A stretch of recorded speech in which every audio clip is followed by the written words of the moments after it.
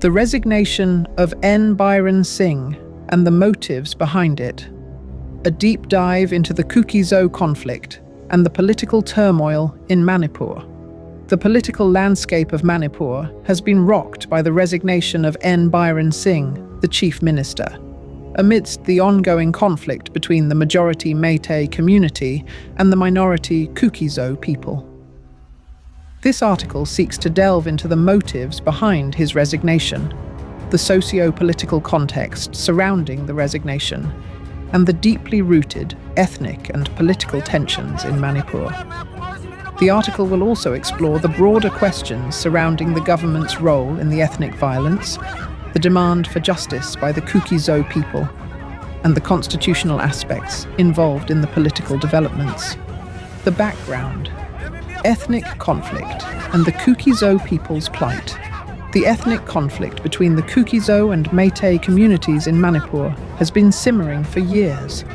However, it escalated dramatically over a 20-month period, beginning in late 2022, when the Kukis people found themselves targeted in an organized and brutal campaign of violence. In this conflict, 225 Kukis lives were lost, and over 200 Kuki villages were destroyed, many of which were reduced to ashes. 251 churches belonging to the Kukis community were also torched, leaving behind a significant spiritual and cultural void. The roots of this violence are deeply embedded in the historical, social, and political dynamics of Manipur. The Meitei community, which has historically been the dominant ethnic group in the state, has frequently clashed with various indigenous groups, including the Kukis people, who have their own unique cultural identity, language, and religious practices. Over time, this has resulted in an ongoing struggle for political power, territorial control, and cultural preservation. In this backdrop of ethnic tension, N. Biren Singh, who became the chief minister of Manipur in 2017, found himself at the center of a controversy that would define his tenure. His leadership during the violence against the Kukis people, including his role in the failure to prevent or mitigate the destruction of lives and properties, became a major point of contention. Many of the Kukis people accused him of either directly or indirectly orchestrating the violence that devastated their communities. The leaked audio and its ramifications. On February 5th, 2025, an explosive audio recording surfaced, which allegedly captured conversations that confirmed N. Biren Singh's involvement in orchestrating a double-engine premeditated war against the Kukis people. The audio was subjected to rigorous analysis, and technical labs confirmed that it had a 93% likelihood of being genuine. The leak quickly went viral on social media and sparked massive outrage, not only within the Kukis community, but also among many other people in Manipur and India. The audio, if authentic, painted a damning picture of the chief minister's role in the ongoing violence. It suggested that the conflict was not just a series of spontaneous ethnic clashes, but was, in fact, a premeditated campaign aimed at exterminating or displacing the Kukis population from certain areas in Manipur. The revelations from the leaked audio put immense pressure on the government of India and the BJP party, whose image was tarnished by the growing backlash from the Kukis community and other marginalized groups in the region. In response to the public outcry, the Manipur Legislative Assembly saw the introduction of a no-confidence motion against N. Biren Singh. A majority of legislators in the state came forward to express their dissatisfaction with his leadership and demanded his removal from office. This political shift represented a major blow to Singh's credibility and laid the groundwork for his eventual resignation. The political maneuvering and the resignation. To avoid further escalation and preserve the dignity of the BJP, the government of India took a decisive step. On February 5th, 2025, N. Biren Singh was summoned to New Delhi. where he was instructed by the central leadership to tender his resignation in accordance with Articles 164 and 75 of the Indian Constitution. These constitutional provisions empower the Prime Minister to instruct a Chief Minister to resign if the government's credibility and functionality are compromised. The decision was aimed at quelling the growing political turmoil in Manipur and preventing a potentially catastrophic session of the State Assembly, where the no-confidence motion was set to be debated on February 10, 2025. The Indian government's intervention to force Singh's resignation also reflected its concerns about the potential damage to the BJP's image in the region and the broader political landscape of the northeast. The governor of Manipur also exercised his constitutional rights under Article 174, which allows the governor to summon, prorogue, or dissolve the state legislative assembly. In a dramatic move, the governor called off the session at the 11th hour, further reducing the likelihood of a contentious debate. This move effectively postponed any direct confrontation in the assembly, sparing the state from what could have been the ugliest legislative session in Manipur's history. The government of India's motives, political calculations, or genuine concern. While the resignation of N. Biren Singh may seem like a necessary step for stabilizing the political situation in Manipur, many Kukis people and political analysts have questioned the underlying motives of the government of India. The dominant narrative among the Kukis community is that the government's actions were less about achieving justice for the victims of violence and more about mitigating the damage to the BJP's image ahead of the upcoming elections. This narrative suggests that the Indian government acted swiftly to remove N. Biren Singh from office as a way to control the fallout from the leaked audio and prevent further political instability in the region. From the perspective of the Kukis people, the resignation of N. Biren Singh is only the beginning of a long struggle for justice. The Kukis people are not content with the removal of a single individual. They demand a broader transformation that addresses the root causes of the violence, the denial of their rights, and the ongoing marginalization they face in Manipur. The resignation is seen by many as an empty gesture if it does not lead to substantial changes in the political landscape, including the recognition of their demands for a separate state or union territory, UT, within India.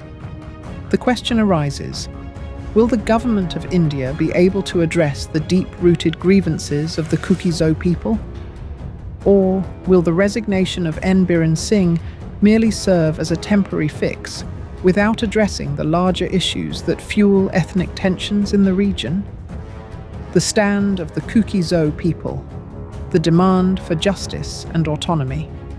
The Kukis people have made their stance clear in the wake of N. Biren Singh's resignation. They have stated unequivocally that they will not accept any form of peace initiative that does not include special autonomous SA status or the establishment of a union territory, UT, for the Kukis community.